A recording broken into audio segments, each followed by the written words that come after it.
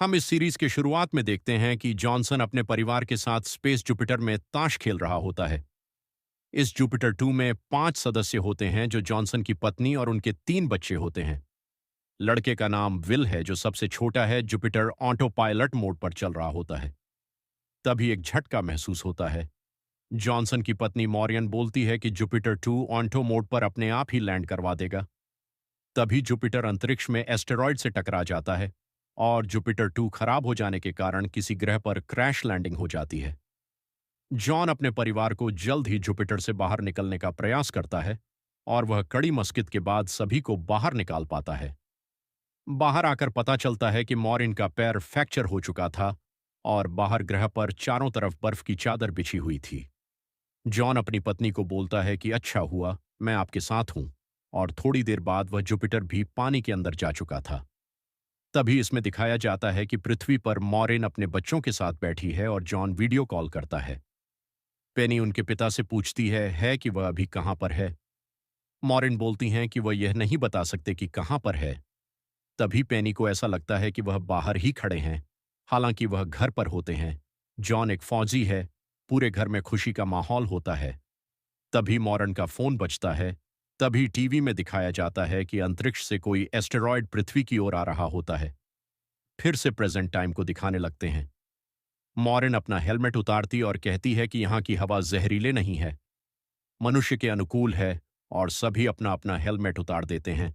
यहाँ का वातावरण पृथ्वी के जैसा ही है। पेनी बोलती है कि जुपिटर से भी संपर्क नहीं हो पा रहा है। तभी पहाड़ पर एक धमाका होता है। तभी जॉन अपनी पत्नी मोरियन से बोलता है कि यह पानी जम गया तो जुपिटर 50 फीट गहरी बर्फ में फंस जाएगा और हमारे पास कितना टाइम है। मोरियन बोलती है कि 6 घंटे में सूरज ढल जाएगा और पावर सोर्स दम तोड़ देंगे, और उनके साथ हम भी, और मौर्य का पैर फ्रैक्चर हो जाने के कारण वह कहीं जा भी नहीं सकते। जॉन एक रास्ता बताता है कि जुपिटर से लिथियम की बैटरी निकाल लाने के लिए कहता है।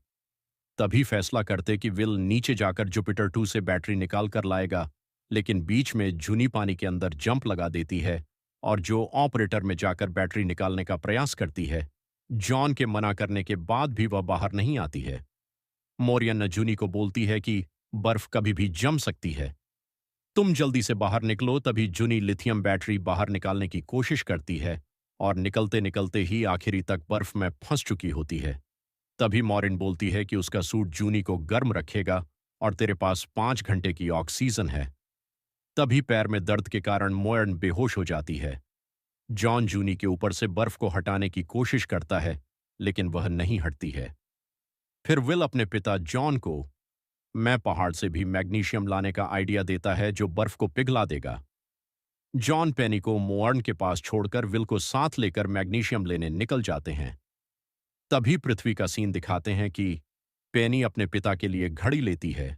तभी प्रेजेंट टाइम का दृश्य दिखाया जाता है कि पेनी बर्फ को हटाने का प्रयास कर रही है। अब मोरियन को भी होश आ जाता है। जॉन और विल पहाड़ी पर मैग्नीशियम लेने पहुंच जाते हैं। तभी मैग्नीशियम का एक धमाका होता है और विल बर्फ की खाई में गिर जाता है और जंगल में पहुंच जाता है। जूनी पेनी को बताती है और मोरियन के पैर को ठीक करती है। विल अपनी पिता को संपर्क करने की कोशिश करता है। तभी थोड़ी देर बाद में सिग्नल मिलता है तो संपर्क होता है। इधर जॉन बोलता है कि मैं तेरे पास थोड़ी देर बाद में आऊंगा, पहले जूनी को बाहर निकाल दूं, क्योंकि उसके पास समय बहुत कम था।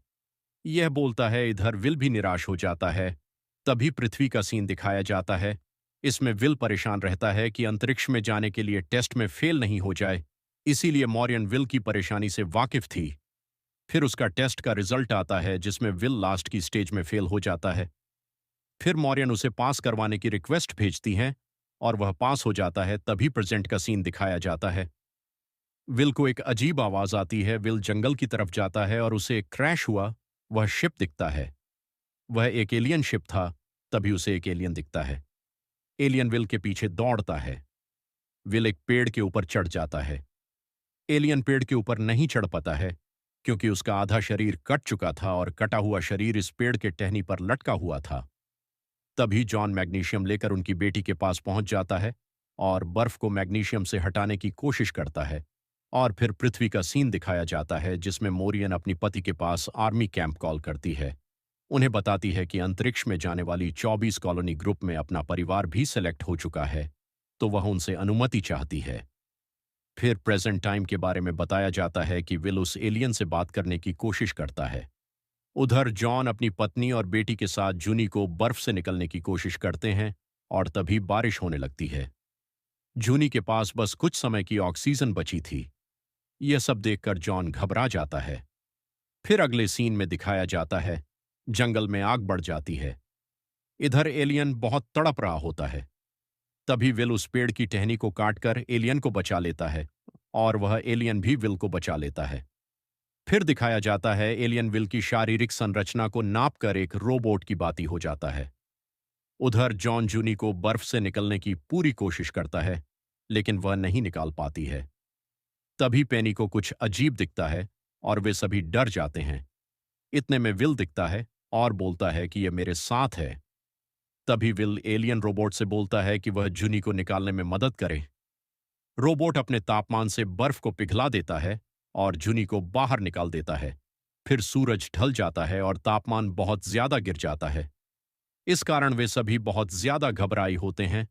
फिर विल रोबोट को बोलता है कि वह हमें इस ठंड से बचने में मदद करे। रोबोट अपने तापमान से उन सभी को बचा लेता है। तभी अंतरिक्ष में उन 24 कॉलोनी ग्रुप को दिखाया जाता है जिसमें जॉन का परिवार भी होता है। तभी अंतरिक्ष स्टेशन में एक एलियन रोबोट आता है। यह वही एलियन रोबोट है जो विल को आग से बचाता है। वह 24 कॉलोनी ग्रुप वाले शिप को तबाह कर देता है और इन सब से बचने के लिए 24 जुपिटर अंतरिक्ष स्टेशन से निकल जाते हैं।